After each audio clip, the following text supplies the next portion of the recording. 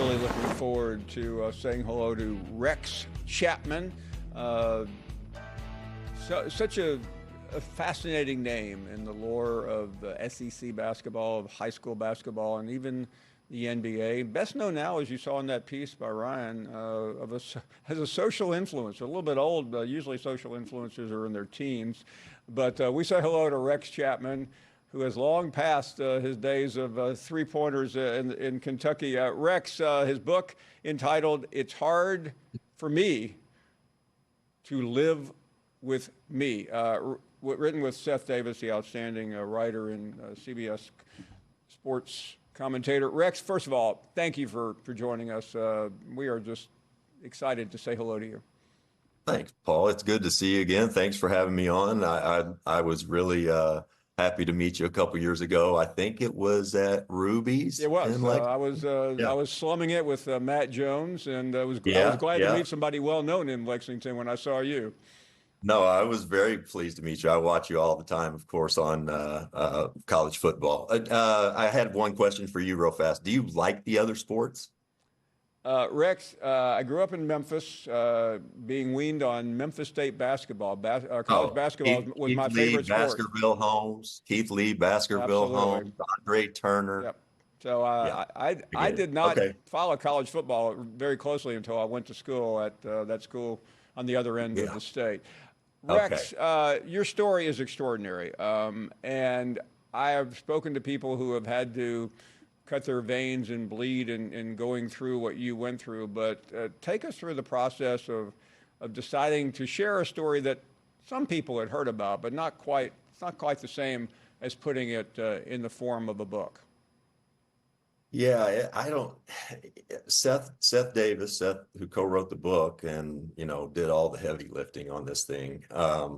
He called me and asked me if I wanted to do it. And I don't know that I did, but I don't know. I was just kind of at a point, I guess, where I had put together some of the things in my life that had led me to where I was. And I don't think I always knew about them.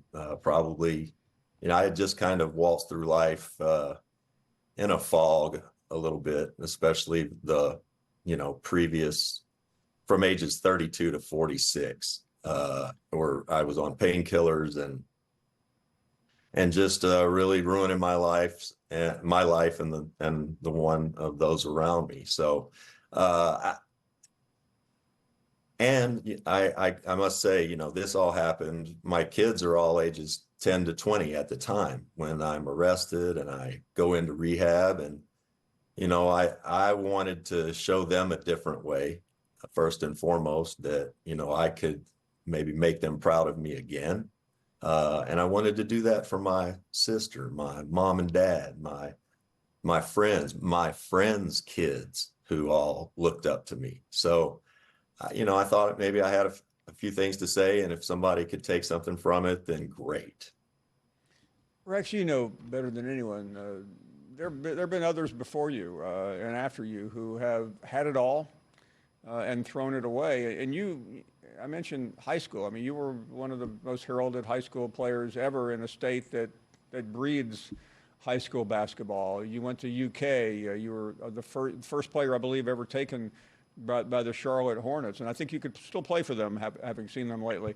But I mean, how fast did all that go with all the attention, with all the things that come with being a Kentucky basketball star? Yeah, I set out to play basketball at age 5 or 6 because I liked it and kept me busy. I had kind of an active mind and I didn't like sitting still. And I didn't set out to do it to have to do interviews and deal with all the things that go along. The better that you get, the more responsibilities there are, media, and the older you get with family and whatnot. And I could handle the basketball part just fine. I didn't have any coping skills to handle anything else, really. I didn't drink or smoke, and I didn't have anything to drink till I was probably 22 years old. I thought in my mind, if I'm staying away from those things, then I'm fine. I had always gambled. I started going to the track with my dad, not sports gamble on thoroughbreds from the age 6. And I could read a racing form before, I could really read in school. It's just something I thought grown-ups did. My dad did it. I idolized him. My parents fought about it from time to time, argued about it. I just thought that's what people did. I gambled from a very young age. And so in college, I should say this. When I got to college, my high school sweetheart, girl named Shawn Higgs, and she was a high school track star. She won the 100 twice in high school. Her brother, Mark Higgs, was a year older than us. We're all from the same hometown. We all went to UK together. UK really, time and again at college, discouraged me from dating Shawn publicly.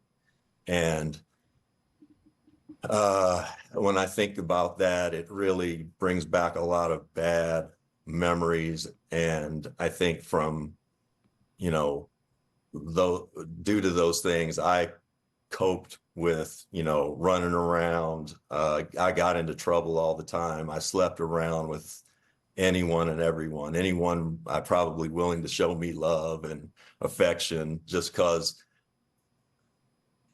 I think at the time I felt like what UK was doing and asking of me was morally wrong of them.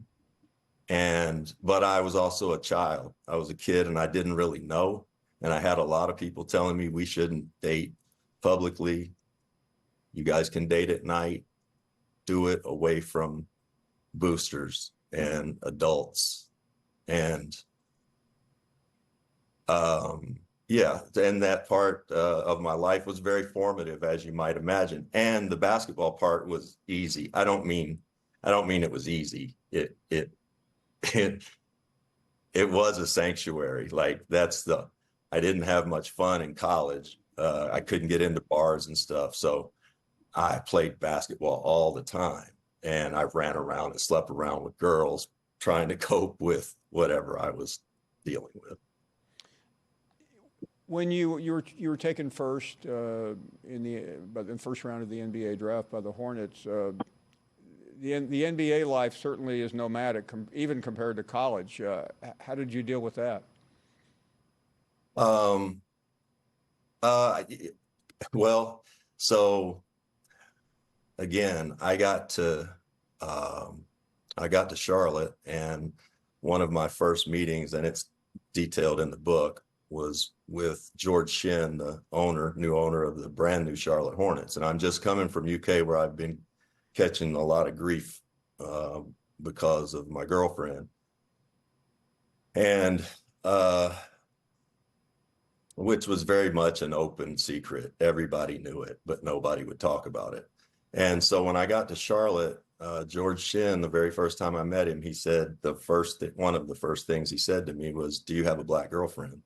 And at the time, Shawn and I were broken up. So I said, "No, sir, I don't. But if I did, and that makes me a bad guy, then I guess I'll just be a bad guy."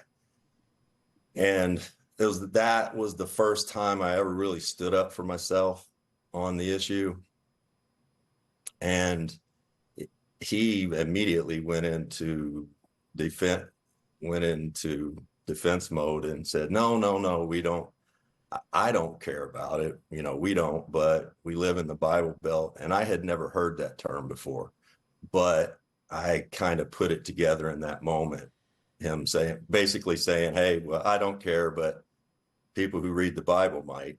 And that's a really mean thing to say to somebody. I didn't know that's what it was all very mean. It was mean. And again, I was hurt by it. Shawn or the other black girls that I had relationships with or dated, sure, it was painful for me. They were wounded by this. They have been wounded by this. And it was just a mean thing for people to do.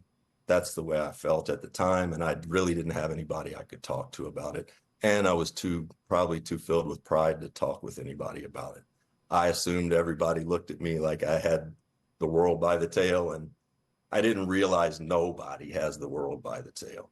Um, it was just hard to negotiate as a young person.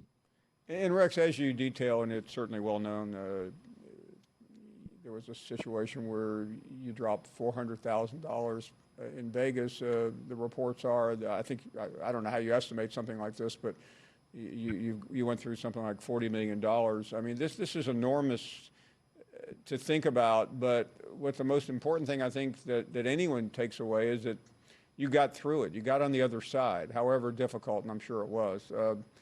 When you look back, and you're now somebody that's followed by millions of people on social media, that you're someone that has regained the trust of so many people that looked at you earlier. How does that make you feel? It's conflicting.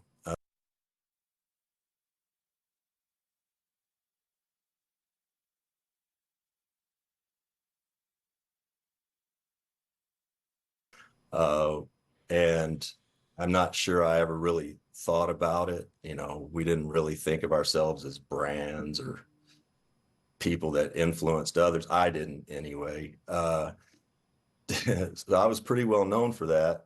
To be known for this and something like this is, and to be kind of celebrated for it feels feels weird, because you know I put my family through a whole lot. My ex-wife Bridget, who I love and respect way more now than I ever did when we were together, she put up with me for 20 years, and we have four amazing adult children who she raised and I played with. Um, this is hard for them. It's reopening old wounds and probably, you know, some new ones. And so this is a very, again, I'm thankful to be on the other side of that. My family's so thankful that you know, I'm healthy and been clean 8.5, 9 years, 9.5 years now. Um, but you know, life's hard, and you know, none of this is, life's not easy for anyone, I guess. Finally, Rex, and I don't want to put you in a, this is not a, you're just sharing your story, and I think I know you well enough not to try to ask you to deliver a message here unless you want to. But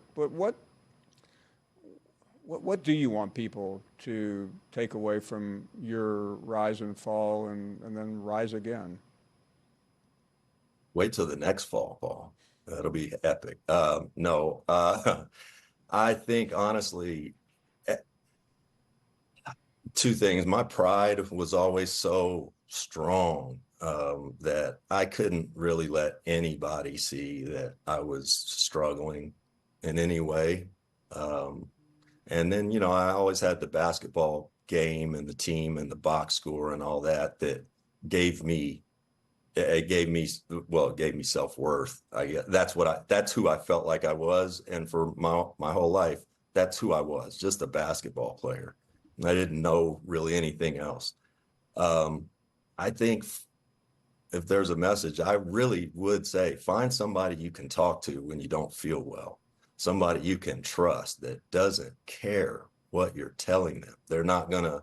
Seth Davis told me time and time again, I would get hard places in this book, and he'd say, "Hey, man, listen, no shame, no shame." He's telling me this as we went into it.